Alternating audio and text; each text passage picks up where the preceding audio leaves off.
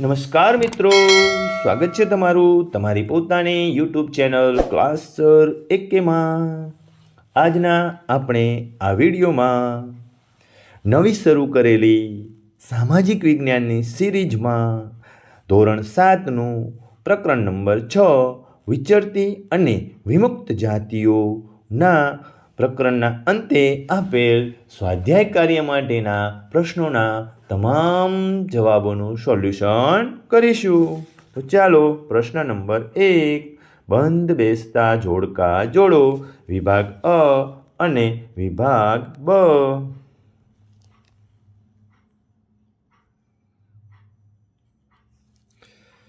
વિભાગ અમાં એક કાંગસિયા. કાંગસિયાની સામે શું આવશે? તો કાંગસિયાની સામે આવશે એફ, સૌંદર્ય પ્રસાધનોનું વેચાણ શિક્ષણ. વિભાગ અમાં બીજું વિચરતી જાતિઓ. એમાં શું આવશે? બમાં એ ભવૈયા, ગારુડી, વાંસફોડા. ત્રીજું વણઝારા. એમાં શું આવશે? વિભાગ બમાં ડી અનાજ અને ચીજવસ્તુઓની હેરફેર. વિભાગ 4માં માલધારી. એમાં શું આવશે? વિભાગ બનું બી નેસમાં રહેનાર. પાંચમું વિમુક્ત જાતિઓ. તો એમાં શું આવશે? વિભાગ બીનું સી મિયાણા, વાઘેર અને ડફેર. ચાલો નેક્સ્ટ પ્રશ્ન નંબર બીજો. યોગ્ય શબ્દો વડે નીચેના વિધાનોની ખાલી જગ્યાઓ પૂરો.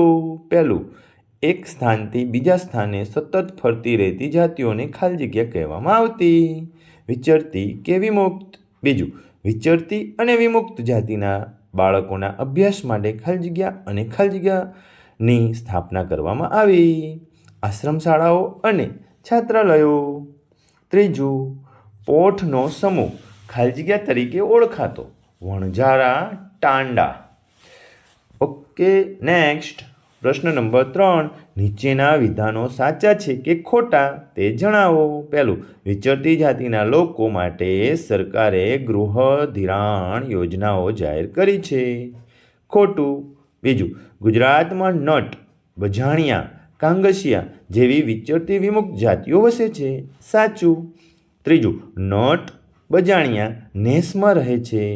ખોટું. ચોથું, શાહજહાંએ તેના લખાણોમાં વણઝારાઓના કાર્યનો ઉલ્લેખ કર્યો છે. ખોટું. ચાલો નેક્સ્ટ પ્રશ્ન નંબર 4, નીચેના પ્રશ્નોના ઉત્તર આપો. પહેલું, વિચરતી જાતિના પશુપાલકો અને સ્થાયી ખેડૂતો વચ્ચે કયા પ્રકારનો વિનિમય થયો હતો? શા માટે?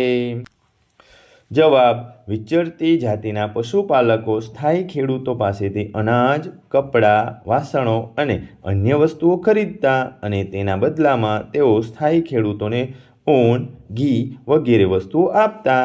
આ રીતે વિચરતી જાતિના પશુપાલકો અને સ્થાયી ખેડૂતો વચ્ચે ચીજવસ્તુઓનો વિનિમય થતો હતો. નેક્સ્ટ બીજું, સરકાર દ્વારા વિચરતી વિમુક્ત જાતિઓના વિકાસ માટે ઉત્થાન માટે થયેલા પ્રયત્નો જણાવો. જવાબમાં લખાય. સરકાર દ્વારા વિચરતી વિમુક્ત જાતિઓના વિકાસ અને ઉત્થાન માટે કરેલા પ્રયત્નો નીચે પ્રમાણે છે. સ્વતંત્રતા પછી ભારત સરકારે ઈસવીસન 1952માં વિચરતી વિમુક્ત જાતિઓનો ક્રિમિનલ ટ્રાઇબ્સ એક્ટ 1871ના કાયદામાંથી મુક્ત કરીને તેમને વિમુક્ત જાતિઓ તરીકે સન્માનભર્યું સ્થાન આપ્યું. આ જાતિઓના વિકાસ માટે અને તેમની સંસ્કૃતિની જાળવણી માટે સરકારે અભ્યાસ કરાવી તેના આધારે ઈસવીસન 2008માં એક વિસ્તૃત અહેવાલ એટલે કે રિપોર્ટ તૈયાર કરાવ્યો. એ અહેવાલના આધારે તેમને બંધારણીય રીતે વિચરતી અને વિમુક્ત જાતિઓનો દરજ્જો આપી માનવ અધિકાર આપ્યો. ભારત સરકારે વિચરતી વિમુક્ત જાતિઓને અતિ પછાત અને વધુ પછાત જાતિઓમાં મૂકી તેમના વિકાસ માટે વિશિષ્ટ યોજનાઓ બનાવી છે. એ યોજનાઓમાં તેમને સ્થાયી કરવા જેવી બાબતોનો સમાવેશ કર્યો છે. આ જાતિઓના બાળકો માટે ખાસ આશ્રમ શાળાઓ અને છાત્રાલયો સ્થાપવામાં આવ્યા છે. કેન્દ્ર સરકારે અને રાજ્ય સરકારોએ આ જાતિઓના ઉત્કર્ષ માટે કેટલીક વિશિષ્ટ યોજનાઓ બનાવીને તેમને સમાજના સામાન્ય પ્રવાહમાં ભેળવવાના પ્રયત્નો કર્યા છે. સરકારે શિક્ષણ, સ્વાસ્થ્ય, સ્વચ્છતા, મકાનો વગેરેની સુવિધાઓ આપીને તેમને રોજગારી મળે તેવું વાતાવરણ ઊભું કર્યું છે. ચાલો નેક્સ્ટ ત્રીજું, કચ્છના રબારીઓને ઉનાળામાં સ્થળાંતર કરવાની જરૂર કેમ પડતી હશે? જવાબમાં લખાય, કચ્છના રબારીઓ પશુપાલન પર જીવન નિર્વાહ ચલાવે છે. તેઓ ઘેટા બકરા અને ઊંટ પાળે છે. કચ્છનો મોટો ભાગ રણ પ્રદેશ છે. અહીં ચોમાસામાં વરસાદ ખૂબ ઓછો પડે છે. તેથી ઉનાળામાં કચ્છમાં પાણી અને ઘાસચારાની ભારે અછત સર્જાય છે.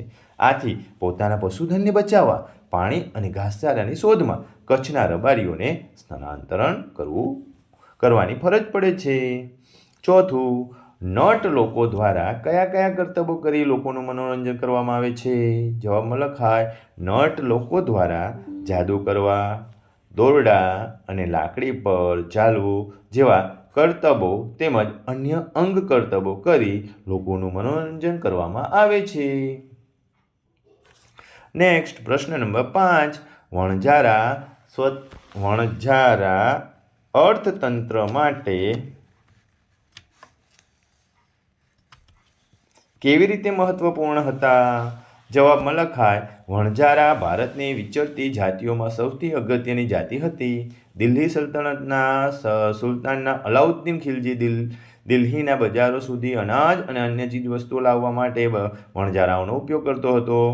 મુઘલ બાદશાહ જહાંગીરના સમયમાં વણઝારાઓ બળદો પર અનાજ લાદીને શહેરોમાં વેચવા જતા હતા. યુદ્ધ દરમિયાન વણઝારાઓ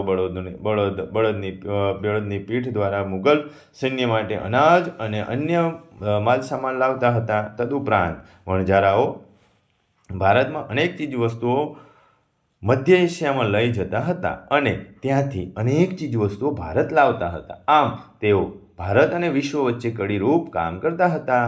આમ અનાજ અને જરૂરી ચીજવસ્તુઓ એક પ્રદેશથી બીજા પ્રદેશ સુધી લાવવા લઈ જવાનું કામ કરીને વણઝારાઓ અર્થતંત્ર માટે મહત્વપૂર્ણ કામગીરી બજાવતા હતા.